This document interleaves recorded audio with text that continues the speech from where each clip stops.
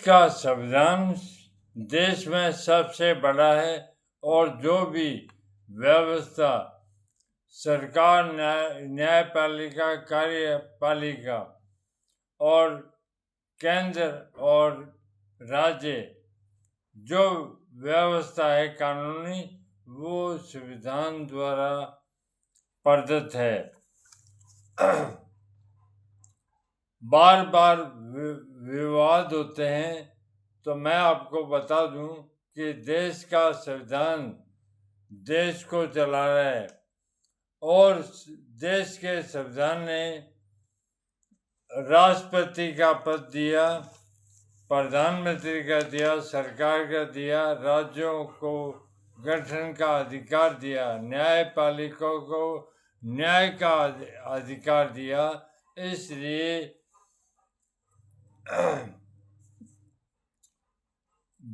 हमारे देश का जो संविधान है वो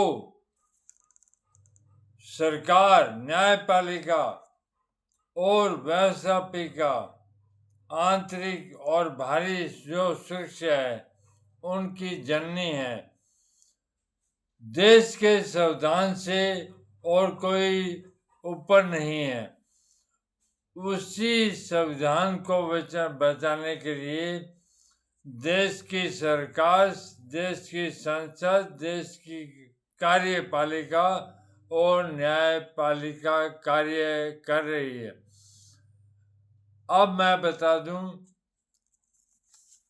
कि सरकार के 3 अंग हैं: केंद्र सरकार, संसद और न्यायपालिका। कार्यपालिका, न्यायपालिका और व्यवस्थापिका।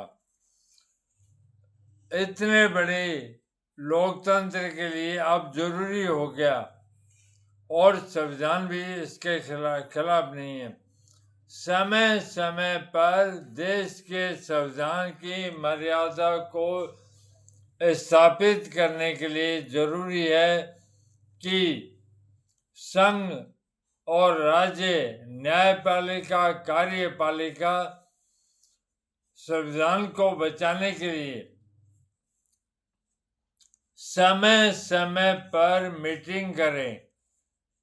और सबका अपना अपना कार्य है और सब एक दूसरे से स्वतंत्र है, लेकिन संवैधानिक सुरक्षा के लिए इनका आपस में तालमेल होना जरूरी है। इसके बिना संवैधानिक व्यवस्था भंग हो रही है, तो इसको तुरंत प्रभाव से लागू किया जाए।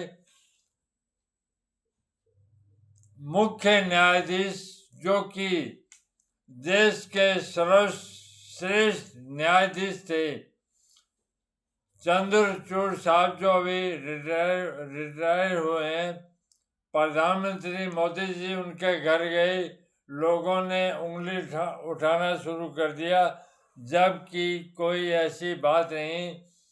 देश का प्रत्येक प्रधानमंत्री मुख्य न्यायाधीश से मिले और मुख्य न्यायाधीश भी देश के प्रधानमंत्री और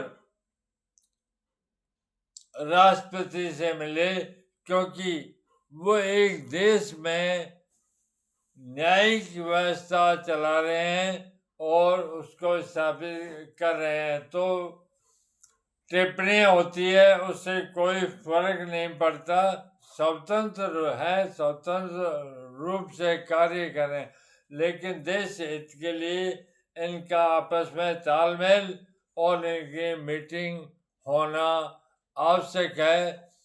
ये संविधान में अलिखित, अर्थात जो आत्मिक आवाज है संविधान की, वो आवाज है।